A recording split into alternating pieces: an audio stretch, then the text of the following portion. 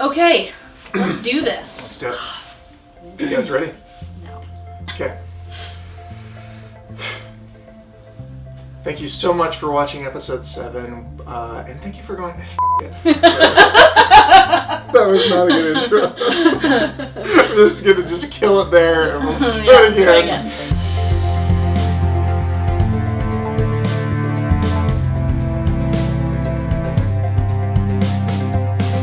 Hey everybody, thanks for tuning in. I'm Danielle, an associate producer, and I have beside me the co-creators of Animal Warmth.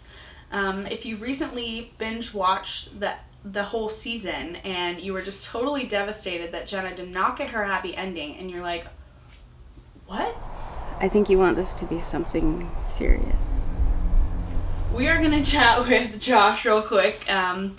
He did write it, so we wanted to kind of get his thoughts and ask, hey, why did you write it like that?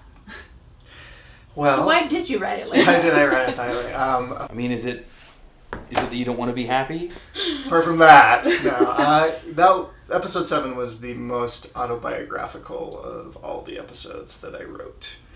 In that something very similar to that scenario actually happened to me, where I was sort of, I am a person who has social anxiety, and I entered into my first, I guess, real relationship, and I had very different expectations of what that was from the other person. It felt really cool and it felt really awesome and I was really excited about it, and then the next thing I knew it was over. And for those who, I mean, I think everybody can relate to that. Yeah. I think if you are the type of person who has a hard time meeting people and relating to people generally, that can be especially challenging. And for me personally, it was incredibly devastating at the time. Yeah, it's kind of crazy when you think that you have something and then you suddenly are made aware by outside situations that, oh, that's not remotely what's going on. It's not a doubt just me. There's two people involved, and Yeah. Well, and it's hard to illustrate that in film. I made it very Jenna focused in this one, kind of from my perspective. And I want to be honest about what that really felt like. There's a version of this that you could do that's a little bit gentler. But I wanted to, I wanted to be real with that. But I didn't want it to end in a completely somber place either. And I feel like one of the things we did really well was we kind of ended in a moment of triumph. It just wasn't the moment that we all thought or expected. Hey, after this, you want to binge watch some Orphan Black? And it really takes it back to, where we started this journey about self-love. She may not have found that, love there that she thought she was going to, but she found a self-love and she was able to accept herself in a whole new way that she hasn't, and that made her happy in a different way she didn't even know about. So Yeah. Well, and something that I've kind of thought about too is, I think a lot of us are waiting for ourselves to be validated as people from some outside force, and like, if somebody loves me, that means that I am worthwhile. And I think, I'm assuming that you're going with this too, but like learning that you don't have to have that. Like, you kind of almost need to start from a place of liking yourself before you're even maybe capable of being with another person wholly like that. I don't know. I wouldn't go so far as to say like you're incapable. If you don't start with you, you're never going to be able to love everybody else to the full extent. Mm-hmm.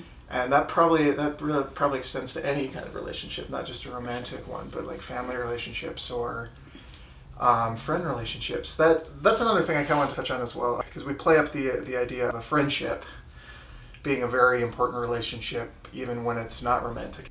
Is it like a forever no? Yeah. That's actually something, especially across genders, that I don't feel like I see enough of on TV. Mm-hmm. Yeah. Is this idea of like I get really frustrated with shows where they sort of start out with like this guy-girl friendship, and then it's like, but they gotta hook up at some point, when that just isn't always a how reality. it works. Yeah. It's like men and women are capable of being just friends. Yeah. That is literally a thing that can happen. Yes. And We're all proof. yeah. Right here.